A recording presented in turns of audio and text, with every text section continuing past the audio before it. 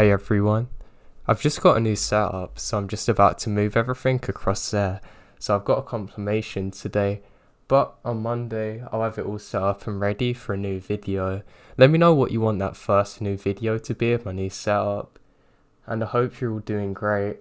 I know it's difficult times at the minute, but just make sure you keep yourself preoccupied, because I find that if I keep myself busy, my mind can't really wander. But for me, there's nothing worse than just leaving myself with my thoughts, so I always try and stay busy. So yeah, I just thought I'd share that. I hope you're all doing great. I love you all. And make sure you check out my podcast in the description, and my Instagram at Joe the Insomniac. And thank you for all the kind messages I had on my videos recently. I'm going to reply to them all soon. I love you, and enjoy it. I went camping near Solvang, CA, with just myself and my 18-pound skanoodle. It was early in the season, maybe early March, and there was no one else in the camping area. The campground didn't have any hosts. It was first come, first served, per you go in a Dropbox type of place. The campground was on a slope, and there were trees, but the trees are very thick, so you could see most of the campground if you're on the top part of the slope. Since I'm alone, I picked the campground on the top right. It was a pretty remote area, so it's pitch black at night. Everything was good for a couple of days. We went back to the beach and walked down and did a lot of droning. One day, there was this truck of about 3 guys that came down to the campground, and they were shooting at the trees, smoking weed and drinking. The moment they see me, they start staring at me hard. I'm a female, so feel uncomfortable and go to my tent, and they left. Later on at night, maybe 2 or 3 in the morning, I woke up to the sound of an engine and bright lights.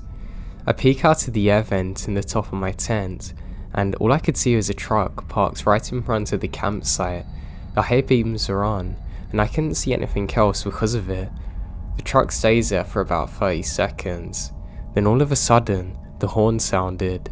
My poor dog who was barking starts to whimper and shake. I don't know how long they were there for, but it felt like an eternity. Eventually they hit the gas and come flying up the slope. I think they're gonna hit me. I freak out and quickly get my dog. They flew right by the tent, nearly hitting us. They drove down the campground. Not on the road, but through the campsites and through to the grassy area. I don't know how they missed us. They started firing guns too, and the bullets aren't far from where I am. Writing this out now, it doesn't seem very scary, but it was terrifying at the time. I don't know if they were going to come in to kill me or worse. I don't know if they were going to run me over and shoot me. I'm just glad they didn't get me.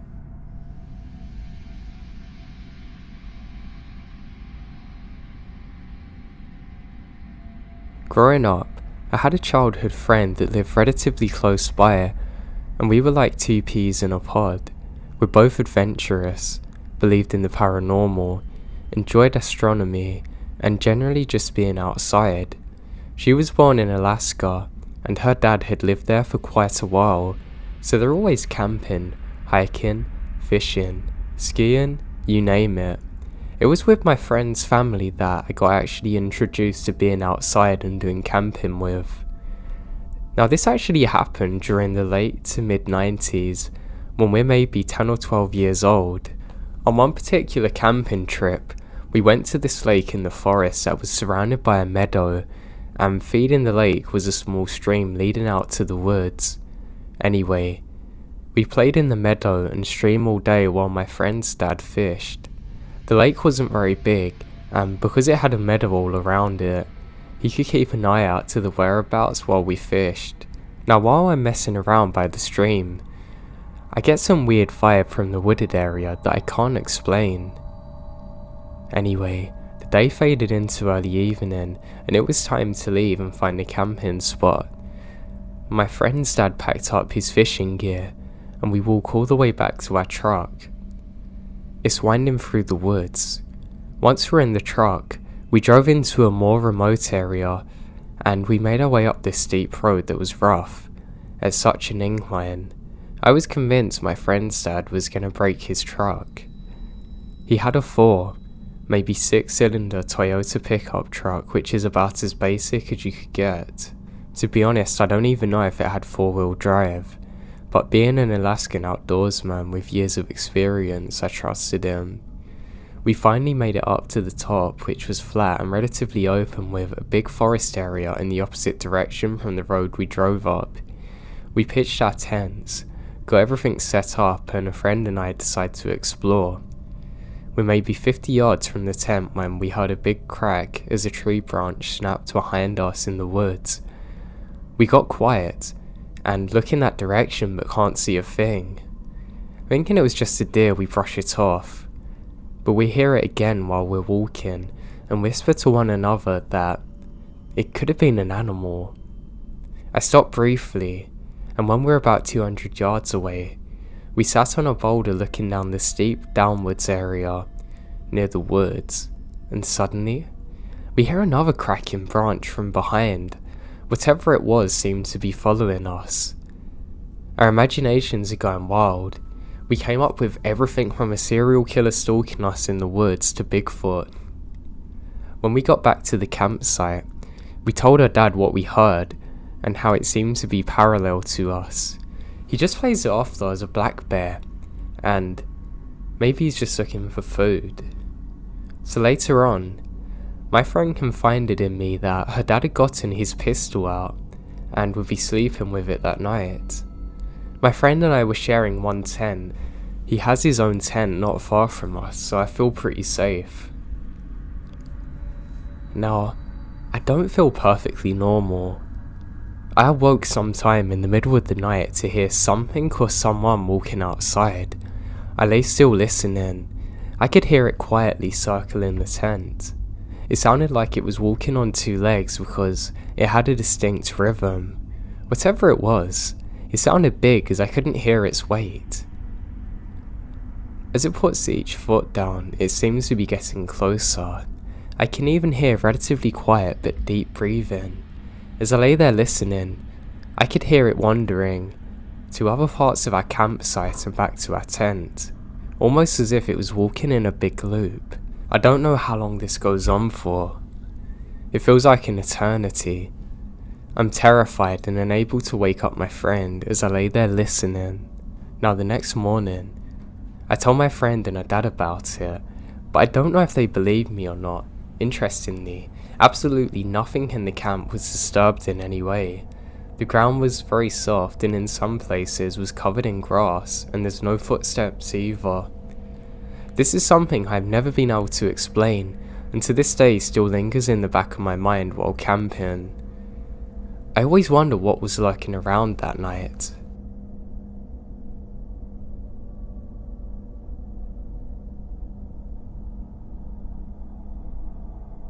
I grew up in a somewhat remote mountain town in California. When I was 12, me and a few friends were hiking up an old fire road with my dad. As we're reaching the end of the trail, we notice a person face down in a ditch wearing a red flannel jacket with jeans on. As we get closer, we saw a rifle and long grey hair scattered everywhere. It smelled awful. We pause. My first thought is that it must have been a prank or something because it's around Halloween. But I was wrong. My dad told us to stay where we are. He walked over and found out that it was someone who wasn't alive anymore.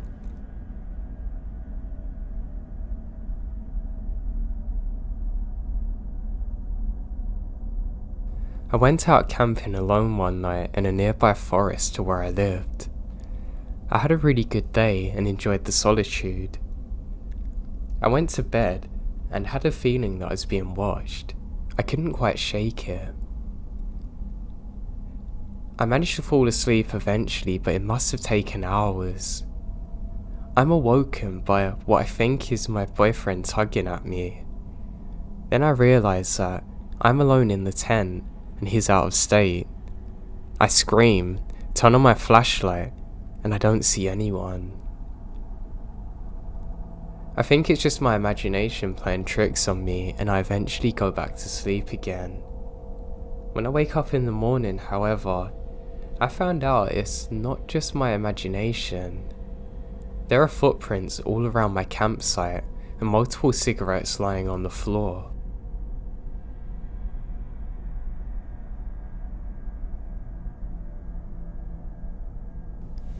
I went camping in an abandoned building once with some of my friends. I know how stupid it is now, but at the time, it seems to be a great idea. Everything seems normal at first. We are getting scared, but it's just by each other making us jump. Now, as midnight strikes, all 5 of us are sleeping in the same area, except for my one friend who goes into the other room. He keeps on whispering things at us through the doors, and we tell him to shut up and go to sleep because it's late, but he keeps on doing it, and keeps on punching on the windows. Then I hear my friend next to me say, "What are you guys talking about?" Immediately, we all dart up as we realise all of us are in the exact same area. One of my braver friends quickly shines a flashlight into that room, and it's locked. No one's in there. Needless to say, we all bolt out of there screaming for our lives and never went back there again. Normally, I would think it's my imagination, but all 6 of us heard the exact same thing that day.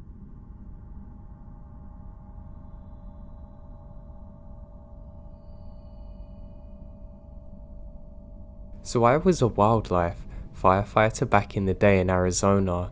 I worked in a forest that was generally popular with a lot of recreation in the northern proportion. But I worked on the southern area of the forest, and that was really remote. It barely had any roads or campgrounds, so if you wanted to recreate there, you had to go work for it. Now, the fire crew I was on had 2 duty stations, one in a small town where the rest of the forest employees worked out, and one that was about 2.5 hours away up a windy road. The remote dusty station had an old Forest Service ranger station, and a newer double-wide trailer that was recently put in. When I worked at this place, it had no cell reception. When my crew and I weren't working, we were playing horseshoes and watching movies. They did eventually add a cell phone booster, which sadly made people go on their phones all day. So for my story, I want to keep it pretty simple, but my supervisor from that crew had experienced some weird things working up there. There was one night he told me he was cowboy camping, which is sleeping outside with no tent. Imagine the spiders. And he kept getting a weird musky drop-off liquid on his face. Now he's really in the middle of nowhere, and he kept looking around and yelling, and no one's around him. He told me he wasn't even below a tree, so it's not tree sap. He never slept outside again, which leads me to believe how weird the experience was for him because he loved being outside. Now for my story. I had other interesting experiences at a remote duty station, but this one was scary. It was on the night of 4th of July, and we weren't on a fire, so the crew was playing horseshoes, having a good time. Everyone went to bed pretty early because we were going to a PT hike the next day. I had my own small room in a double-wide trailer, and my bed was situated next to a big window. I started to doze off, but felt awake. I then hear one of my co-workers outside my window asking me to come out. I was laying down, facing the window and don't look up, but I felt their presence by the window. I felt as though something tall was looming over from outside. They kept beckoning for me and I said no. Pretty quickly, their voice became very deep and angry. They started swearing at me to get out. It was almost a demonic voice. I lay there frozen, not wanting to move a muscle. They yelled at me, and eventually, it stopped and I fell asleep. I woke up the next day and asked why my co-workers were out there, but they look so confused when I tell them this. They say that none of them were up that day, it was only me.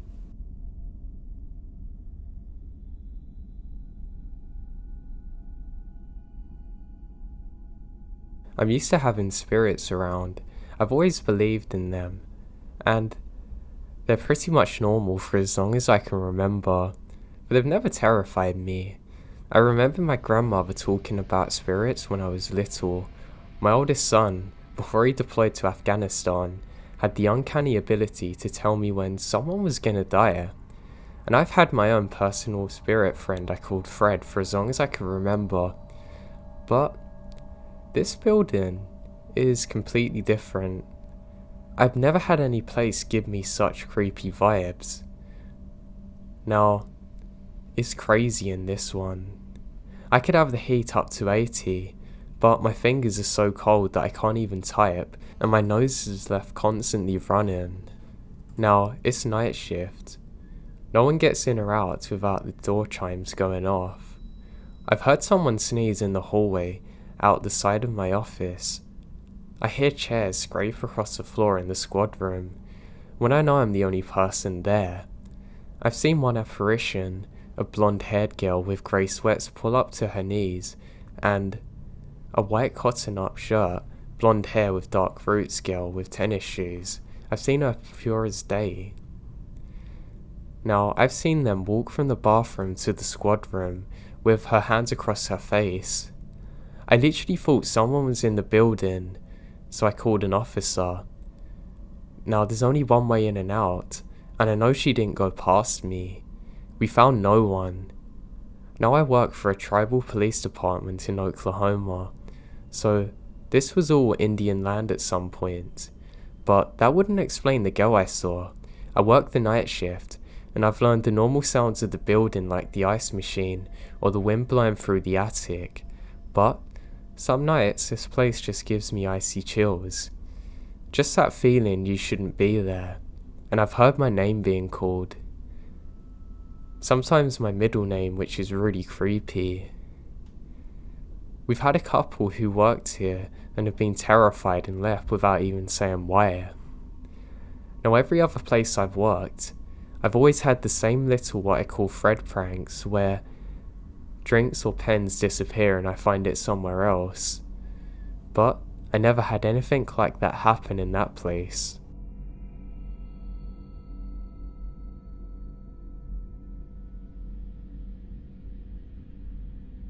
I posted quite a few times about my experiences, but I somehow glossed over my time in high school when I worked as a bag boy at a local supermarket. I grew up in a farm town, and the only place you could get groceries, besides a grossly overpriced Shopco on the edge of town, was a family-owned supermarket, Robertson's.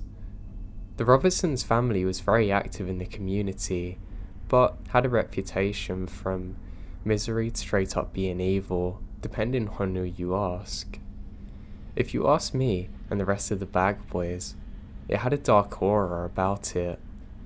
Many features contributed, like the vaulted ceilings in the back room, the creaking floors in the upstairs offices, and the door hidden behind a pile of old shelves that seemed to lead under the loading dock. Now the worst of the Robinsons was Ryan. He was too old to handle business decisions, but was too stubborn to let his tube-topping son take it out of his hands. So he spent his days shuffling around the floor, antagonizing the bag boys at every turn. He would moan at us if we clocked in 1 minute early. He'd moan at us for standing at the cloak with a minute left on our shift. He moaned at us about our laziness the second we weren't moving stuff. I always joked that he's a vampire. He refuses to die. Why else is there never a call over the intercom for kids who lost their parents? One night, my suspicions are reinforced. Ryan had showed up at 9 to take care of some of the office work upstairs. With all of our closing duties done, my partner for the night and I are lollygagging the stock room, right at the foot of the office stairs. When 10 rolled around, it's time to close. I figured I'd let Ryan do the locking up. I started up the stairs and realised it's dark. I got to the top and look around. Not a single light in the offices is on. We had stood at the bottom of the stairs the whole time, and Ryan hadn't passed us. Even when Ryan isn't looking scary, strange things happen upstairs. The exposed water pipes leading upstairs twang like somebody's hit them with a hammer, Footsteps on the creaky floor would always echo. All of this happens when the offices are pitch black too. Now one night, my partner and I freaked out by the noises, and decided to spend the remainder of the shift lapping the store. As we were walking perpendicular to the aisles, a can of green beans halfway down the vegetable aisle suddenly fell off the shelf. We put it back on the shelf and start walking again. We don't think much of it. Then, 2 aisles down, another can falls off. This time, as I put it back there, a can 15 feet down the aisle flew off the shelf. We left that one sitting there and huddled around the cash register. And to top it off, a bag boy requested to be taken off of night shifts after an experience he has in the break room. The break room had 2 small bathrooms, male and female. Now he's taken his food break when he heard a baby crying from the woman's bathroom. He'd been in there for 5 minutes already and not seen anyone come in. Definitely not with a baby. He endures 10 minutes before he gets so concerned. He knocks on the door, repeats the knock and questions, and gets nothing back. He finally is convinced that something dodgy is going on and left.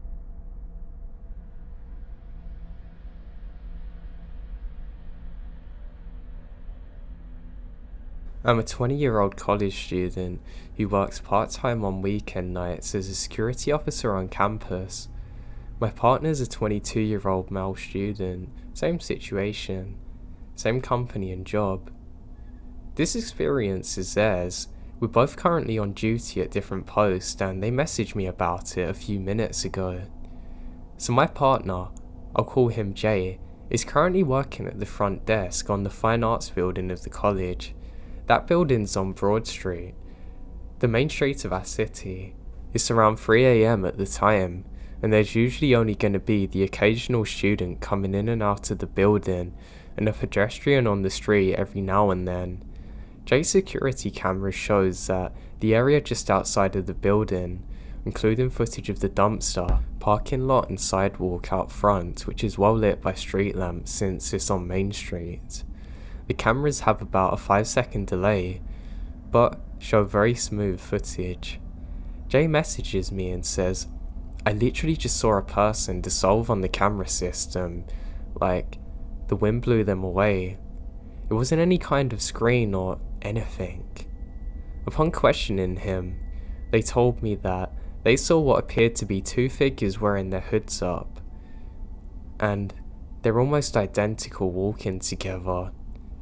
They said only one of the figures dissolves, and that the one who was solid didn't seem to realise the other person was there. They didn't seem to be talking, and when the figure dissolved, they didn't seem to notice.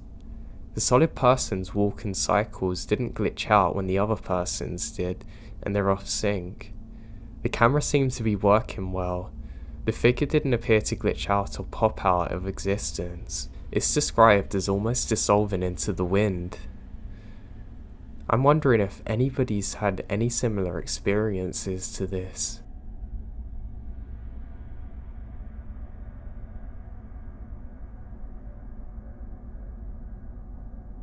So this happened after work this past Christmas Eve. I worked a later second shift from 5 PM to 1 AM, or until we're done.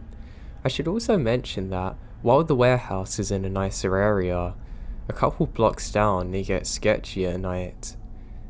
We get done at around 2 AM, so it's me and my one friend who are first out the parking lot, and we're standing there talking while we're warming up our cars.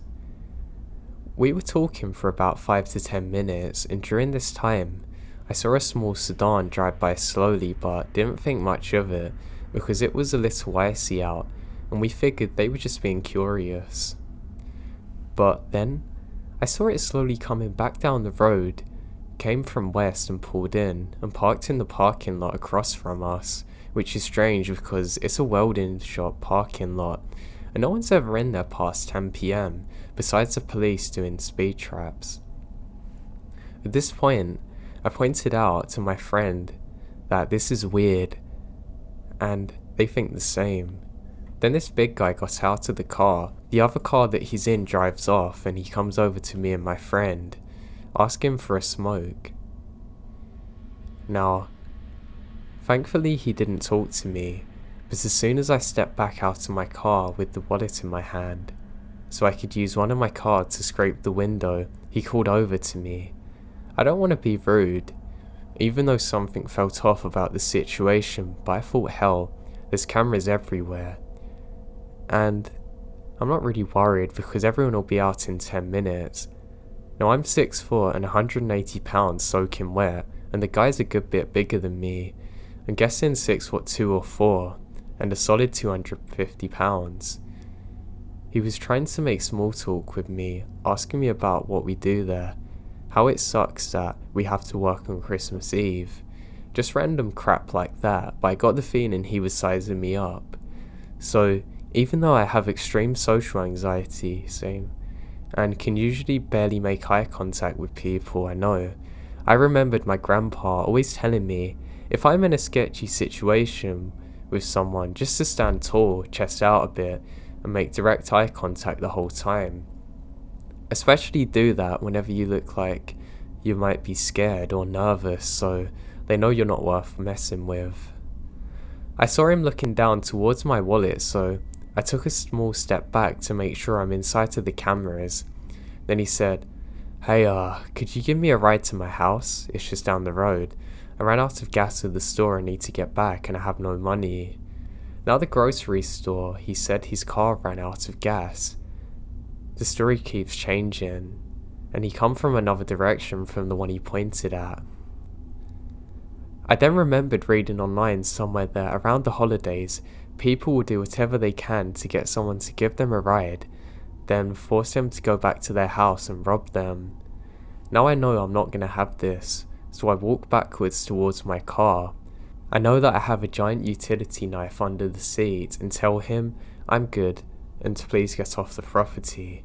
And he's like, "Come on man, it's Christmas Eve," looking annoyed. At this point, I'm at my car and he can see me reaching under the seat. He then turns to walk away into an alley block. Then I go over to my friend's car and tell him what happened, and he said the dude was trying to get him to give him money for the smokes, and then he tried to get him to give him a ride at the ATM machine. 2 days later, there's a picture of the same guy on the local police department's Facebook asking for information on him because he's wanted in relation to armed robberies and burglaries.